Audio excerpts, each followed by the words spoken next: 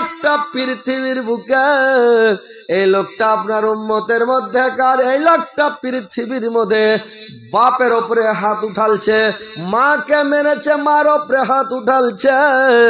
যারা মাকে মারবে, যারা বাপকে মারবে, কিংবা মারেনি খালি হাত উঠালছে, আই দিছি তো বাপ রেগেছে খালি সিনা ফুটে গেল, আয় তো দেখে আই না, তুই তোর থেকে আমি কমজোর আছি নাকি? মারলে মারা হয় না, বাপের আগা দিকে সিনা ফুলাইন না, চোখ দেখায়েন না, চোখ গলাবেন না, সিনা ফুলাইবেন না, খেঁখুড় মারবেন না। আল্লাহ কোরআনে কি বলেছেন যে তুমি উফিওয়ালা তানহারহুমা, তুমি ওদেরকে খেঁখুড় মেরে জোর মেরে কথা বলবে না। বাপের সামনে কথা বলবে একবারে সিলিন্ডার হয়ে, একবারে মাথা নিচু করে, চোখে চোখে দেখিও না, বাপের দিকে তাকিয়ে কথা বলবে না। বাপ খুব রেগে গেছে তো ওখানে একদম ঠান্ডা হয়ে যাও, বাপ মরে গেলে পস্তাবেন। বেঁচে আছে বাপ, দুটা কথা বলছে, আপনার জন্যই বলছে। মা বলছে কার লেগে বলছে? আপনার লেগে বলছে। যেদিন মা মরে যাবে, এই কথাটা শোনার লেগে, দুটা গেল শোনার লেগে, দুটা বকুন শোনার লেগে কলিজাটা ডহিবে ভাই। বাড়ি যখন কোনো জায়গা থেকে আসবেন, আপনার চোখ দিয়ে পানি ঝরঝর করে বইবে। হায় মা, হায় বাপ, আজকে যদি বেঁচে থাকতো, আজকে দুটা বুঝাইতো, দুটা বকতো, খবরটা রাখত।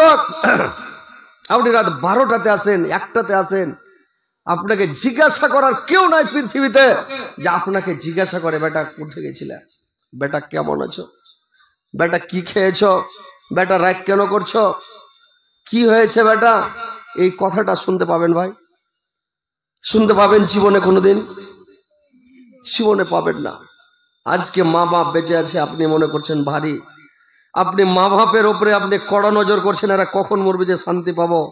কিন্তু ভাই, মা বাপকে ভারী করিয়েন না, মার আগা দিকে সিনা ফোলায়েন না, মার আগা দিকে, বাপের আগা দিকে আপনি চোখ মুখ দেখে খেঁকড় মেরে কথা বললেন না ভাই।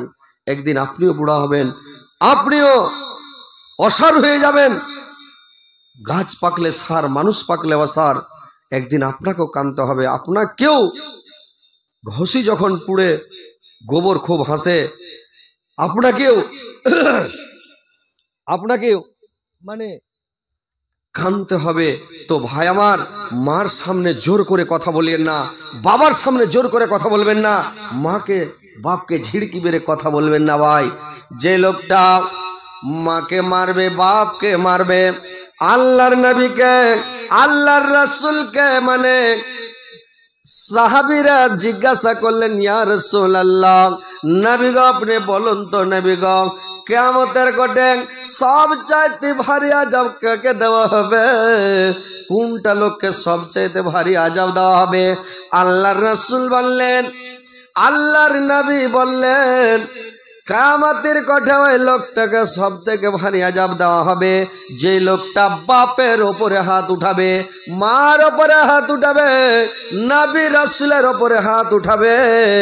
ওই লোকটার মতন আযাব কোনো লোককে কিয়ামতের দিন দেওয়া হবে না। ওই লোকটাকে সবচাইতে কঠিন আযাব দেওয়া হবে। ভাইরে আমার, মাকে গালি দিন না, মাকে মারিয়েন না, বাপকে মারিয়েন না, মা বাবার ওপরে মানে রাগারাগি করবেন না, সিনা ফুলাবেন না, ঝিড়কি মারিবেন না, খেকুর নিবেন না। মাকে ভালোবাসেন, মার কাছে বসেন, বাবার পাশে বসেন, মার সাথে দুটা কথা বলেন, বাবার সাথে দুটা কথা বলেন, আর মাকে একটু বুঝান। মার কাছে সব সময় যদি বসেন, মা আপনার জন্য দোয়া করবে, মা আপনার জন্য সব সময় ভালো দোয়া করবে, খারাপ দোয়া করবে না, বড় দোয়া করবে না। যে ছেলেটা বাপ মার কাছে থাকে, যে কাঁদে ও দুধ পায়, যে কাঁদে না ও দুধ পাবে না। ভাইরা আমার, মার কাছে বসেন, বাবার কাছে বসেন, সকালে বাবার কাছে বসেন, দুপুরে বসেন, সন্ধ্যায় বসেন, বাবার কাছে বসেন, বাবার কাছে যান, বুদ্ধি দিলেন, বাবা এটা কাজ করবো, আব্বা এটা কাজ করবো, এটা করলে কেমন হয়, এটা করলে কেমন হয়, এটা করবো, এটা করবো, বাবার কাছে সাজেশন নেন, বুদ্ধি দিলেন। বাপ আপনাকে বুদ্ধি দিবে, বাপ খারাপ বুদ্ধি জিন্দেগিতে দেবে না, আপনার জন্য সব সময় বাপ দোয়া করবে।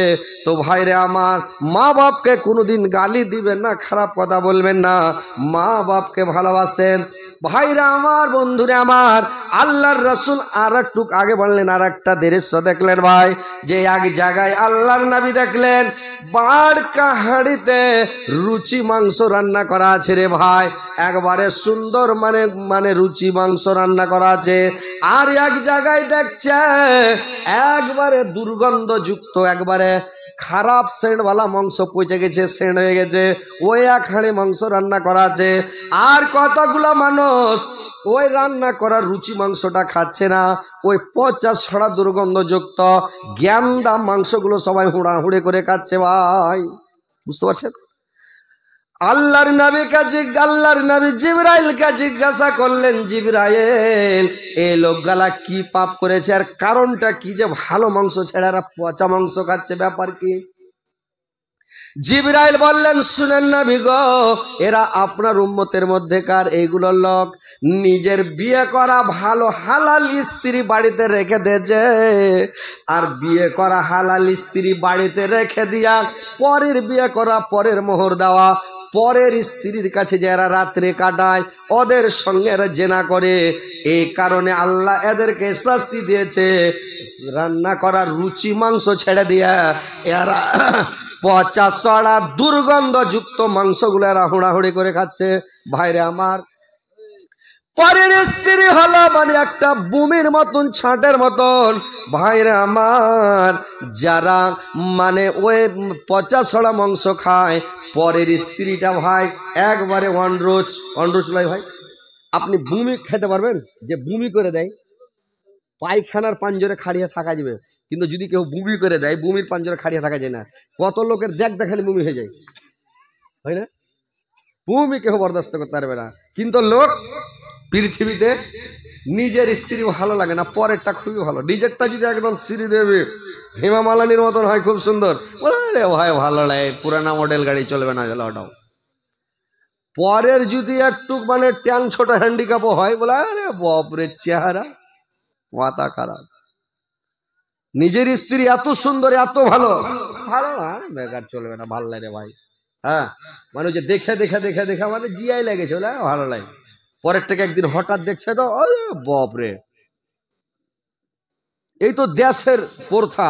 তো এই লেখা ভাই, পরের স্ত্রী যে বুমি, পরের স্ত্রীর কাছে যাবেন না, পরের স্ত্রীকে ভালোবাসেন না। এই জন্য আল্লাহ বলেছেন, তোমরা পরের স্ত্রীর দিকে চোখ তুলেও দেখিও না, তাকিয়াও দেখিও না, ওদের দিকে নজরে করে দেখিও না। কেন? যে ওরা হচ্ছে পরের স্ত্রী, দেখলেই তোমার গুনাহ, দেখলেই তোমার পাপ। তুমি ওদের হাত থেকে বেঁচে থাকো, নিজের স্ত্রীকেই ভালোবাসো।